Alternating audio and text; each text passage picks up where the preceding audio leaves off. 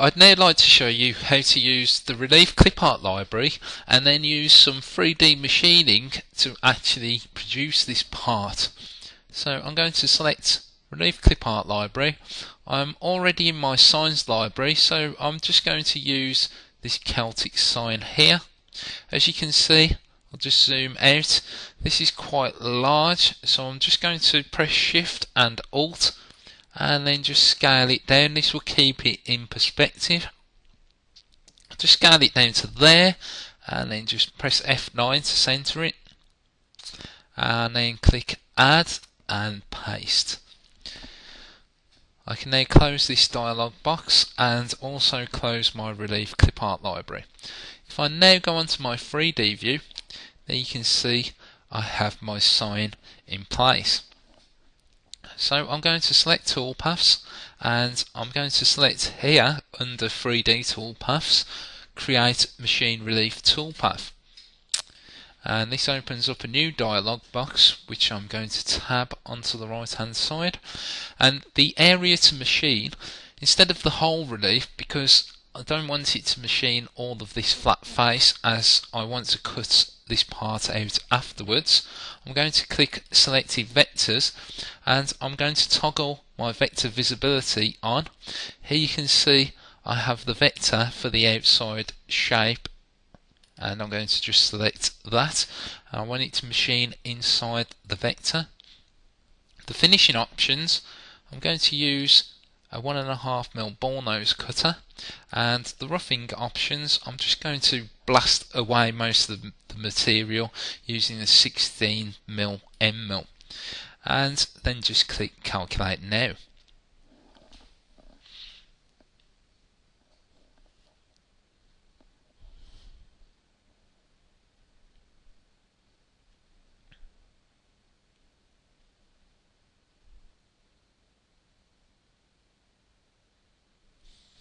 So there we have the toolpaths for this particular part.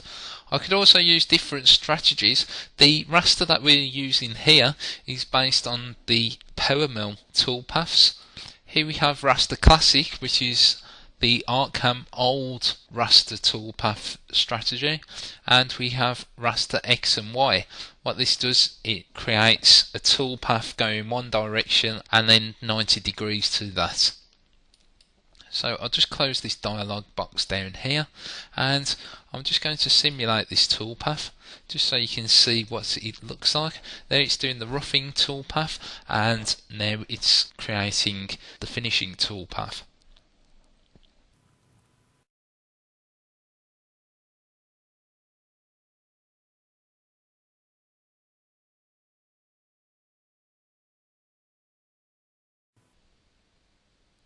And there you can see our finished part. Finally, I'm just going to cut this piece out. So I still have my outside vector selected. The finished depth is automatically the material thickness, which is 25mm, and the profiling tool, I'm just going to use the same 16mm end mill and then click Calculate Now. I close that, and if I open up my toolpath tree, I can just right click on profile and then just simulate this particular toolpath. So let's cut that out, and that's our final piece.